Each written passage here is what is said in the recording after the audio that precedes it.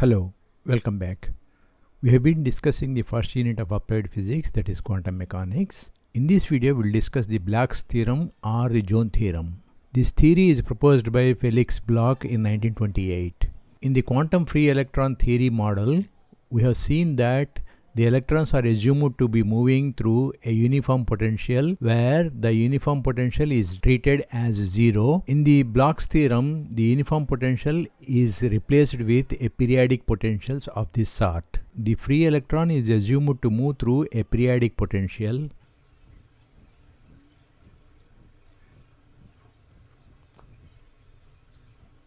That is established by the metal ions at the lattice points.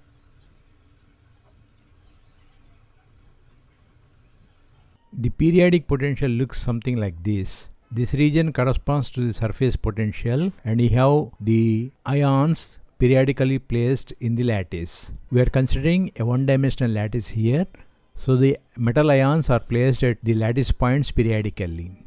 So the potential is going to decrease, and again it is going to increase, comes back again to low level, and again it increases, goes to a maximum value, and again reaches the minimum. So the periodicity exists in the potentials, and any electron that is moving through such potentials, it will be accelerated in this region because it is moving down the potential whose value is decreasing, and similarly when it climbs up the potential here on this side, it will be retarded, which means the electron will be periodically accelerated and retarded as a result of its motion through periodic potentials like this. Now we shall write the Schrodinger's equation for this. The Schrodinger's equation of this one-dimensional lattice will be like this: d square psi by dx square plus 8 pi square upon h square into E minus V of x is equal to 0.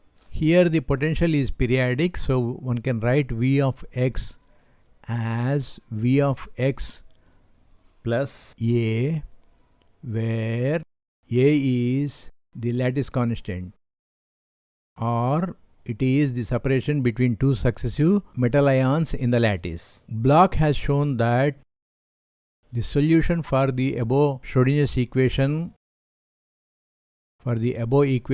as psi of x is equal to exponential ijk times uk of x. In this case, uk of x is a periodic function with the periodicity of the lattice. Let L be the length of the chain of atoms.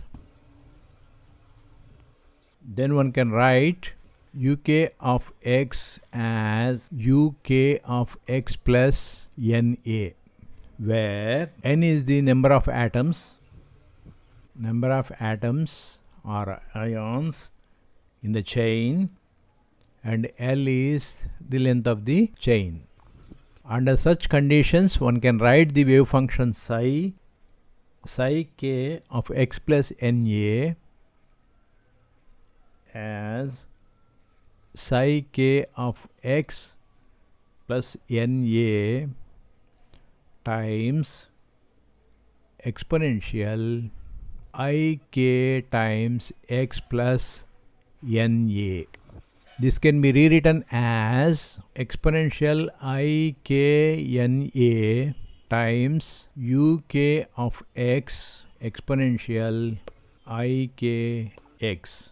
This can be rewritten as psi k of x times exponential ik na, where the second term corresponds to psi k of x, and this condition is known as the Bloch's theorem or the Bloch's condition. If you take the complex conjugate of psi and take a product psi star, you see that it will be equal to 1, which implies the electron is not localized. Means the electron is moving through the entire piece of metal. From this one can say that exponential ik na should be equal to 1. which implies K should be equal to 2n pi upon L, where n takes values 0, plus minus 1, plus minus 2, so on and so forth. When small n is equal to capital N upon 2, we have K is equal to pi by 2. This is called the first Brillouin zone, the edge of the first Brillouin zone. In this video, we have said that the electrons are moving through periodic potentials that are established by the metal ions at the lattice points.